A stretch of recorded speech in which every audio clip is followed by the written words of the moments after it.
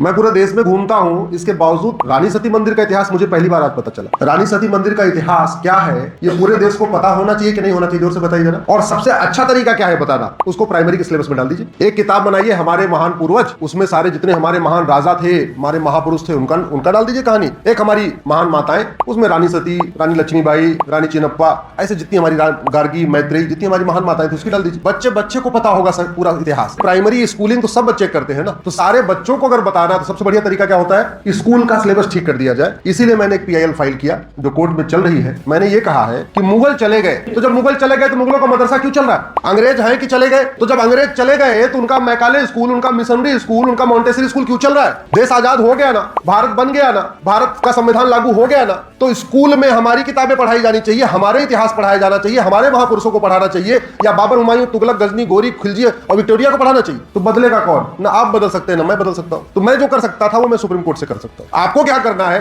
आपको अपने सांसदों को पकड़ना है, अपने विधायकों को पकड़ना है, और जो सवाल मैं यहां करता हूं या जो सवाल मैं अपने वीडियोस में, अपने कार्यक्रमों में बोलता हूं, वो सारे सवाल उनसे पूछने शुरू करिए। उनसे पूछो कि भैया तुम्हें वेतन, भत्ता, गाड़ी, बंगला जो मिलता है, तुम्हें मिलता किस लिए है? तुम्हें मिलता है गुरु गोलवलकर जी का सपना साकार करने के लिए, तुम्हें मिलता है डॉक्टर हेडगेवार जी का सपना साकार करने के लिए। चलो इतना भी कहने में दिक्कत आ रही है तो कम से कम ये बोलो तुम्हें मिलता है भारत का संविधान लागू करने के लिए। किसी भी देश का संविधान उसी देश की संस्कृति को मजबूत करने के लिए होता है, विदेशी संस्कृति को नहीं।